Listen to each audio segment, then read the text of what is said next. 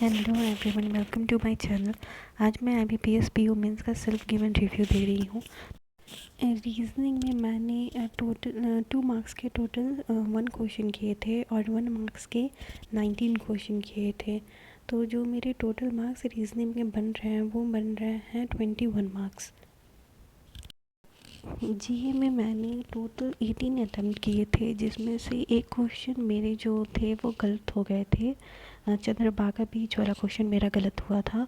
तो मेरे जो टोटल सही अटैम्प्ट थे वो थे 17। तो जो GA में मेरे जो टोटल मार्क्स आ रहे हैं वो 16.75 आ रहे हैं।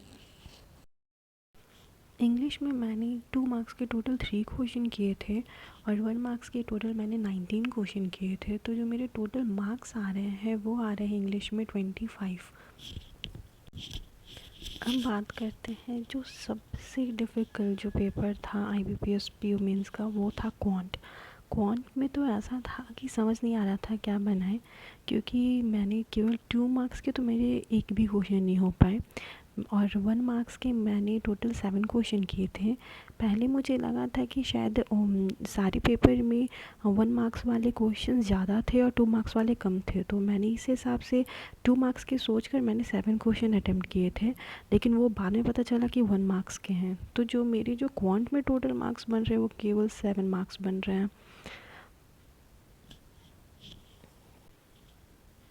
इस बार तो ऐसे और लेटर राइटिंग में बहुतों को दिक्कत हुई, क्योंकि हमेशा जो क्या होता था कि एक साइड क्वेश्चन वो सारे दे दिए रहते थे, उसमें हमें सेलेक्ट करके लिखना रहता था। लेकिन इस बार हुआ था कि वो दो दो तरीके से क्वेश्चन को उन्होंने प्रेजेंट किया था, A और B करके।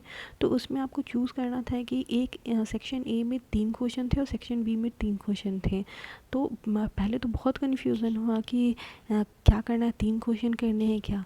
लेकिन बाद में एक तो क्वांट के कारण वैसे ही दिमाग ख़राब था, समझ नहीं आ रहा था। बाद में मैंने 5 मिनट देने के बाद मैंने ऐसे में इम्पैक्ट ऑफ एजुकेशन और इकोनॉमी लिखा और लेटर में मैंने जो प्रिंटिंग मशीन ख़राब होने के कारण पासबुक अपडेट कराना था, तो ब्रांच मैनेजर के पास मैंने ये लिखा।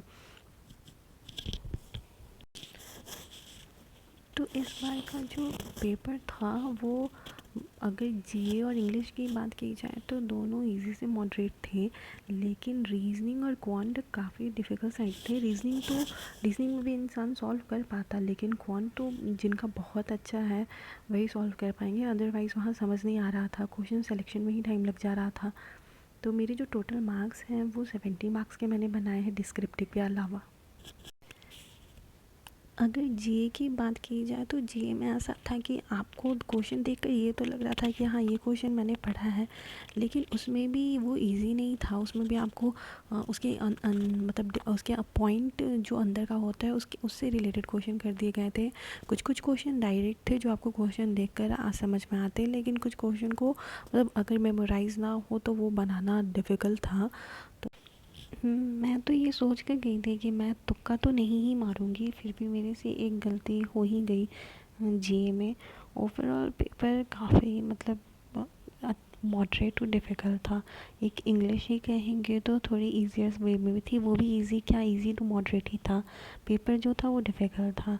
अब पता नहीं कट ऑफ कितनी जाएंगी, क्या होगी, क्योंकि सीट्स भी ज़्यादा, बहुत सारे बच्चे सेलेक्टेड भी हुए थे प्री में।